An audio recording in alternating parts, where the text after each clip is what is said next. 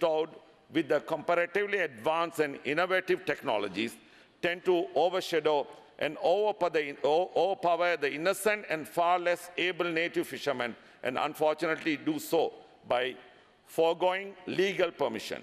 It is imperative that the relevant authorities look into introducing policies to regulate the quantum of migrant seasonal fishermen in entering the waters, native fishermen, as it increased so significant, no less severe disparity in the economic outlook in development of the native fishing communities in Batticaloa and the Eastern Province.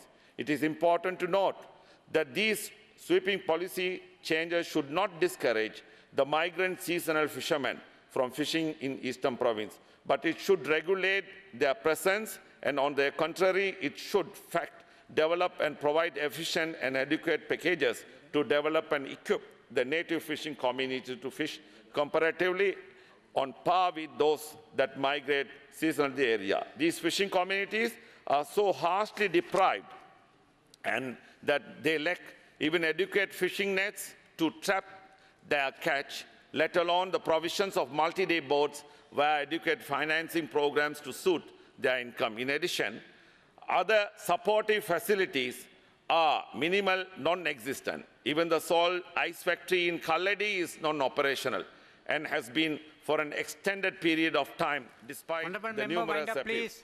Honourable Presiding Member, I wish to bring to the attention of this House that is in fact sheer oversight of negligence on the part of the authorities and the respective officials of the past that have led to deprivation of our country's fishing ground. This House has to be aware that should we effectively exploit resources that are readily present, Sri Lanka as a whole can be on the road towards economic freedom and self-sufficiency. Honourable Mahinda Amaraveera, the very capable Minister of Fisheries and Aquatic Resources Development, brings a sense of renewed hope to the fishing communities in Batticaloa. And the Honourable Dilip Vedarachi, the State Minister of Fisheries and Aquatic Resources Development, would in fact be personally aware of the ground situation in Batticaloa, having lived and studied that significant past of his childhood in Batticaloa, and also hailing from family that was involved in the fishing industry. Honourable, I request very strongly that the Honourable Minister and the relevant official ensure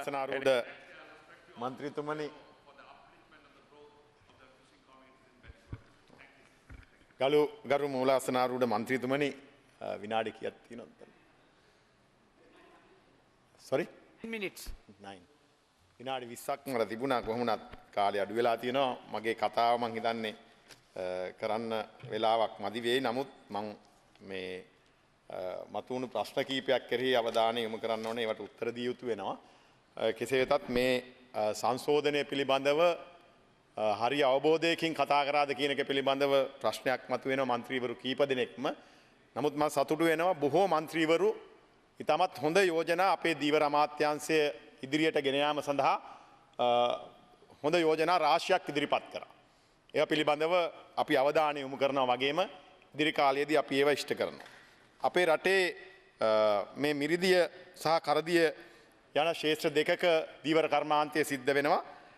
කරදිය දීවර කර්මාන්තයේ පවුල් 1,90,780ක දායකත්වයක් ඒ ඍජුවම මේ පවුල් වල අය දායක වෙලා තියෙනවා මේ කර්මාන්තයට. ඒ වගේම මිරිදිය දීවර කර්මාන්තයට පවුල් 46200ක ප්‍රමාණයක් දායක වෙනවා.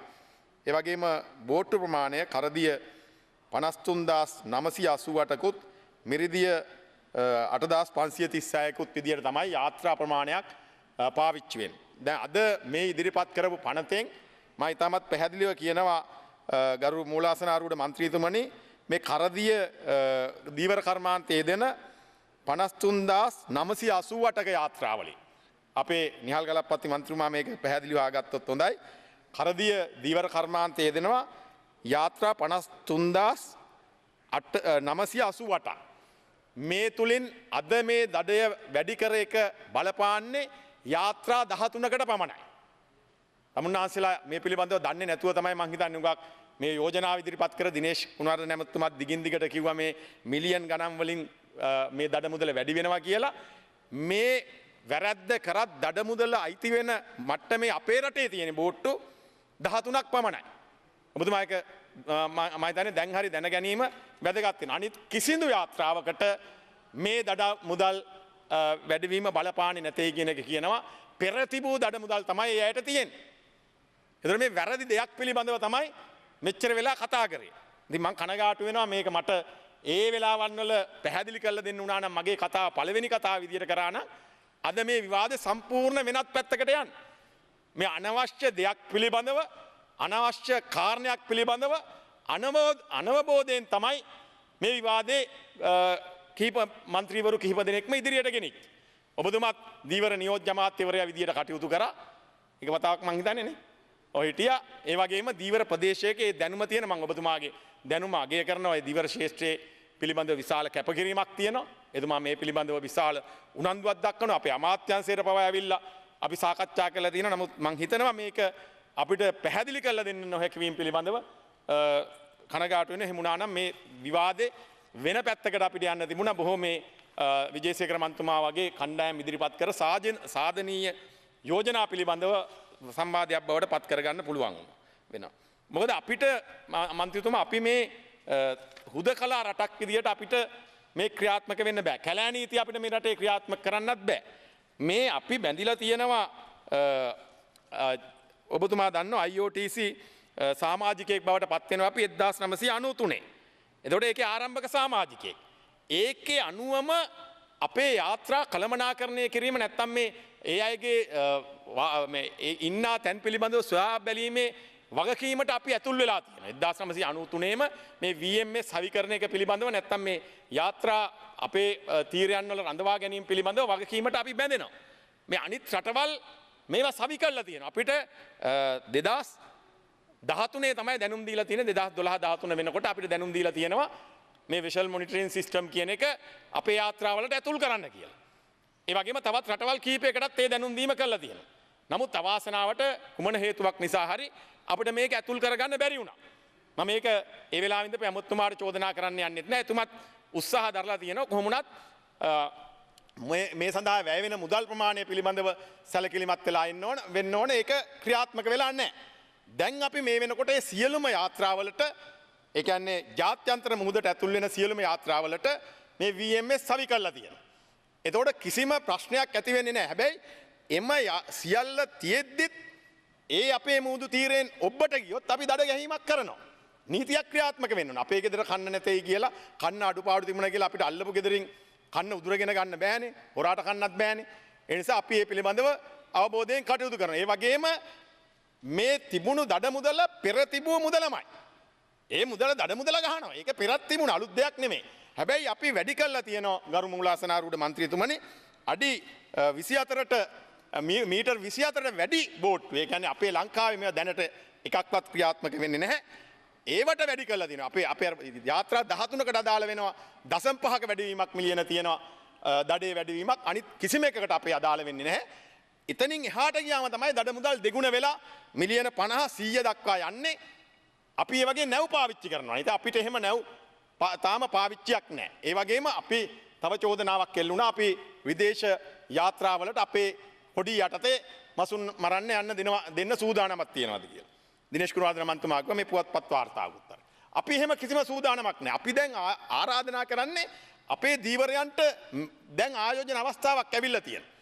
අය ඇවිල්ලා මේ මහා පරිමාණය මේ කියන ලොකු ප්‍රමාණය යාත්‍රාවලට ප්‍රවේශ වෙන්න කියලා. ඒකට අපි රජයේ විදියට මැදිහත් වෙන්නත් උදව් කරන්නත් සූදානම්ෙන් ඉන්නවා.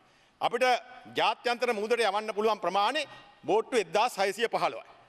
එතකොට දැන් ඒක ආසන්න වෙලා තියෙනවා. තව 100කට අඩු ප්‍රමාණයක් තමයි අපිට ඉතුරු වෙලා තියෙන්නේ. හැබැයි අපි ඒ අයට දැන් ඒ අවස්ථාව දෙන්න තීන්දුව කරලා තියෙන්නේ අඩි 45ට වැඩි බෝට්ටු වලට. ඒ කියන්නේ අපේ ජාත්‍යන්තරයේ මේ යාත්‍රා 1500කට වැඩි ප්‍රමාණයක් ගිහිල්ලා මාළු අල්ලගෙන ආවත් ඒ ප්‍රමාණය ඉතාමත් සුළු ප්‍රමාණයක්. මේක මහා පරිමාණ යාත්‍රා 50කින් 60කින් මීට වැඩිය මාළු විදේශ රටවල් වල අරගෙන යනවා. ඒ නිසා තමයි අපි කියලා තියෙන්නේ අපේ ව්‍යාපාරිකයන්ට අපි ආරාධනා කරලා තියෙනවා. අපි ඒ අයට ආයෝජනය කරන්න කියලා තියෙනවා. මේ මහා පරිමාණ යාත්‍රා පහසුකම් සහිත හොඳ තත්ත්වයේ මාළු ගොඩට ගේන්න පුළුවන් තාක්ෂණයේ තියෙන යාත්‍රාවලට ප්‍රවේශ වෙන්න කියලා. ඒක තමයි අපේ බලාපොරොත්තුව මේ කර්මාන්තයේ අභිවෘද්ධිය වෙනුවෙන් කටයුතු කරන්නේ. ඒ වගේම මම පිළිගන්නවා අපි විශාල මාළු ප්‍රමාණයක් මේ රටට දැන් ආනයනය කරන්න පටන් අරගෙන තියෙනවා. මත්ස්‍ය සහ ඒ ආශ්‍රිත නිෂ්පාදන. ඒවා අඩු කරන්න අපි දැවැන්ත උත්සාහයක තියෙනවා. නමුත් අපේ දීවරයනුත් ටිකක් ඉඩ දෙන්නේ නැහැ මේ මහා පරිමාණ යාත්‍රාවලට විරෝධයක් තියෙනවා. අපි ඒවට කිව්වා දැන් අපේ රටේ දීවරයන්ට තනියෙන් මේ කටයුත්ත කරන්න බැරි නම් විදේශීය අයට ඇවිල්ලා එයත් එක්ක සම්බන්ධ කරගෙන හැබැයි අපේ රටේ බෝට්ටු බවට පත් වෙන්න ඕන. අර විදේශ යාත්‍රාවලට අපේ කොඩිය නෙමෙයි හවුල් ව්‍යාපාර ගරු ඇමතුමා තව විනාඩියක් තිබෙනවා. ගරු ඇමතුමා තව විනාඩියයි.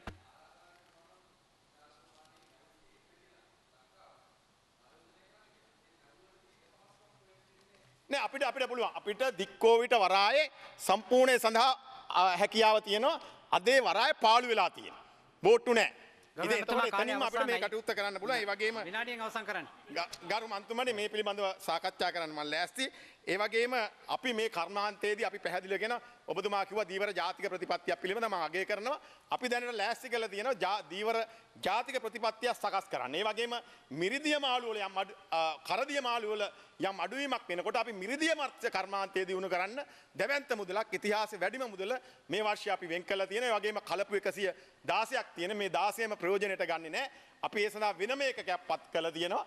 ඒ වැඩ පිළිවෙල අපි දියත් කළා මේ රටේ දීවර කර්මාන්තයේ දිනු කරන්න පුළුවන් සෑම පියවරක්ම ගන්න. ඒ වගේම මේ සඳහා විශේෂයෙන්ම අපිට කිසිම ಜಾති ભેදයක් ආගම් ભેදයක් නැහැ. සෑම ප්‍රදේශයකම ජනතාවට ඒ සහනය ලබා දෙන්න අපි කටයුතු කරන බවත් සඳහන් කරමින් මට මේ අවස්ථාවේ මීට වැඩි කාලයක් නැහැ. මේ සඳහා දායකුණු සියලු දෙනාට ස්තුතිවන්ත වෙන ගමන් මා සූදානම් කර කතාව මම හැන්සාට් ගත කරන්න කියලා ඉල්ලා හිටන බොහොම ස්තුතියි. බොහොම ස්තුතියි. 2016 මාර්තු 8 වෙනිදා පාර්ලිමේන්තුව පස්වරු 1ට රැස් වේ.